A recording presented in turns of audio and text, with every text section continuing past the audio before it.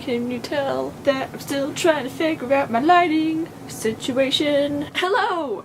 It is December 1st, so let's look at the books I read in November. This month, I read 30 books. How many books is that, Emily?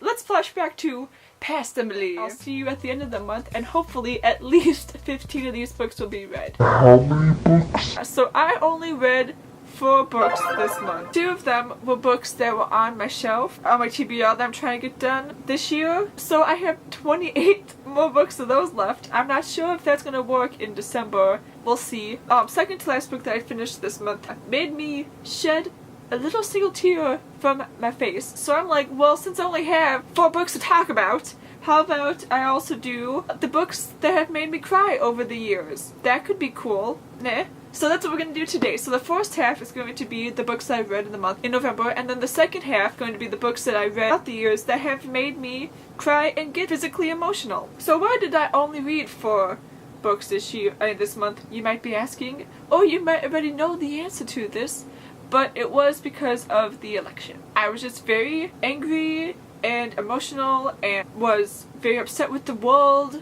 Striking emotion happened for about 3 days. I kind of got over my, like, what is happening with the world state. Now it's just like a constant headache that you see on the news and stuff and on Twitter, and it's just, as I looked at my Goodreads, I saw that I read like November 5th, and that was before the election, and Emily was in a different headspace and world, but that was the Revenge of the Shadow King by Derek Benz and J.S. Lewis. I don't remember much of what happened in this book. I just remember feeling rather disappointed because it was not as dark as this cover is. Like, look how creepy this cover is. Do you see this creeper on this cover? I gave it a 3 out of 5 stars, which is probably a little bit generous, to be honest. But the second book that I completed, which I couldn't bring myself to, like, get myself out of the head game to actually finish a book, wasn't until November 18th, which was 10 days after the election.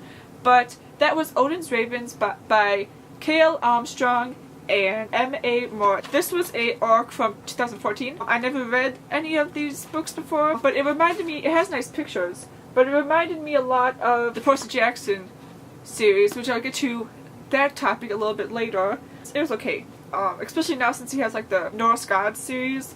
It felt very much like that, so I gave it a 2 stars. The Friday before Thanksgiving, my dad and I went to the library, and I was like, you know what, I'm not in the mood at all to read anything that's at my house. Oh, but I want something to like pick me up. I got 2 books. One of them was the 4th book in the Heroes of Olympus by Rick Riordan. Now, I haven't touched a Percy Jackson series in a while. That used to be my favorite thing in high school, and that's how I met a lot of my internet friends, was through that fandom. Like, people have Harry Potter as their fandom that they have on the internet when they were younger, but mine was Percy Jackson, and I have friends that I still are friends with today. I didn't finish it in November, but I'm continuing because it's like 500 pages.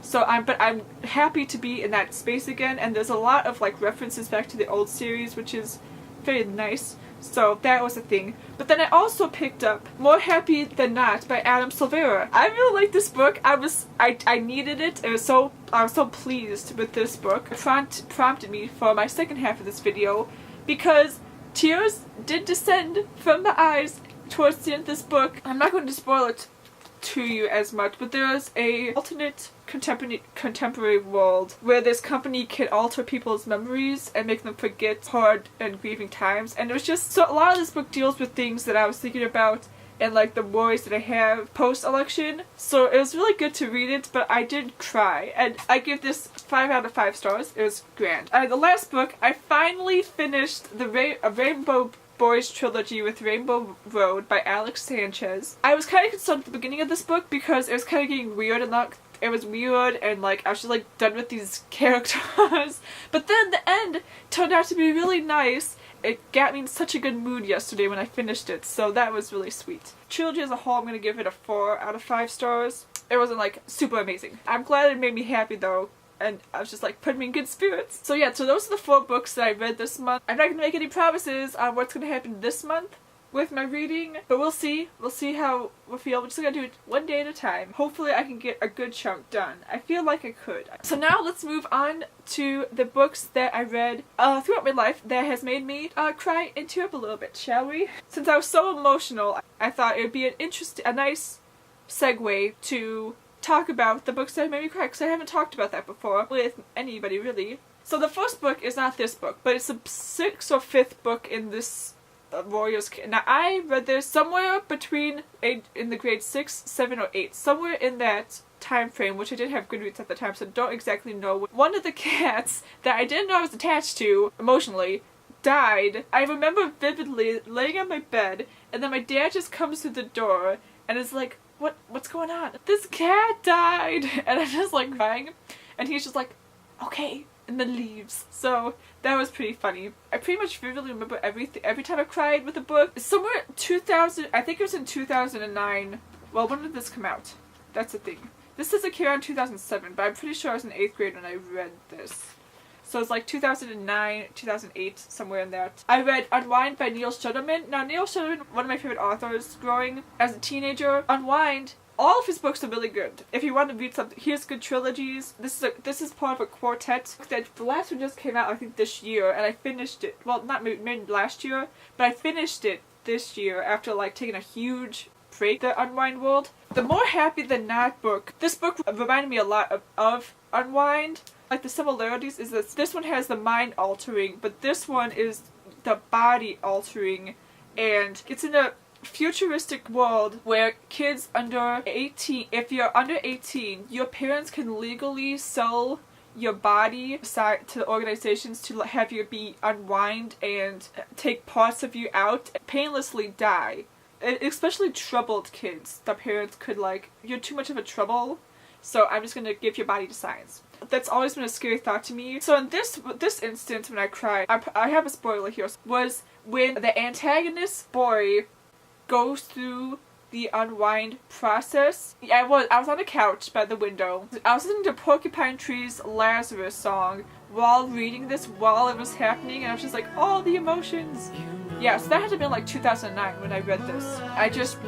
Tears started to descend from my eyes, and I'm like, what is happening? I really hate your character, why am I upset? But it's just like, no one should go through like this traumatic experience thing. So if you want to read Neil Shusterman's books, I highly recommend it. The next fairly recent book that made me cry was Tell the Wolves I'm Home. Now this is an adult novel by Carol Rivka Brunt. This book deals with a girl who had a favorite uncle who passed away from AIDS, and this person comes after the uncle's passing. She's never known about him, and they form a friendship over the death of of her uncle. And she's like 14 in this book, and it's set in 1987. So I mean, you can kind of get the gist of where this is going. Okay, so this is what happened.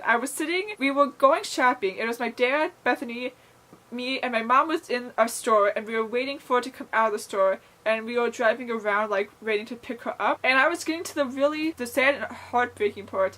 And all of a sudden, as I'm reading this, streams, like when you're sobbing and streams of water is coming out of you, happened as I'm sat in this car with Bethany and my dad, and like it's uncontrollable, like silent crying, just. Now I used to say that I'm not a very emotional person, but the last year and a half has kind of taken that. Yeah, you do have emotions, Emily, you're not a robot. You are not a robot. Which is fine, as long as you better yourself from it. It's okay to say you got a weak spot. Anyways, so Tell Me the Wolves I'm Home. I was just stream sobbing as I'm reading until I finish it. If you want an adult novel that is really good, I would recommend this. You cannot not cry reading this book. I don't think. If you have not cried reading this book, please let me know. I gave it a 5 out of 5 stars because it's really good. And the funny thing is, both Adam Silvera's book and Tell the Wolves I'm Home, these authors' debut novels. And I'm like, how can you write so well for your first novel? So those are the 4 books that I read in November, as well as the 4 books in my lifetime that have made me cry. I still have like 28 books on my house shelf to read. It's been a turbulent month. Since it's December 1st, we're gonna try and do Vlogmas. Try to do a video every day until December 25th. Today's December 1st, so we'll see how that goes. Yeah, so me and Bethany have some plans figuring out for things to talk about and do and video. I was trying to just find things that gave me hope and happiness again, and I'm glad I picked up Adam Silvera's book, but I really needed a novel like this because it talked about things that I was thinking about post-election. I'm just so happy that I read it. We'll see how December goes. Hopefully it's fun. You gotta just surround yourself with people who you care about. Realize just to appreciate the good things even more on the appreciation scale, because you don't know what's going to happen in your life and in the world's life and in the universe. A lot of the saving graces for me this month were like the British YouTubers videos, like obviously Dan and Phil. Spending time with friends and family and friends that are like family, that makes me really happy. And try to be the good you want to see in the world. But yeah, we did stuff in November. We have a compilation video of things, fun vloggy stuff we did. We have 81 subscribers now on this channel, which is really nice. So hello, this is Emybookworm Cinema. We have the documentation of the Casella life, hosted by Emily. Woo!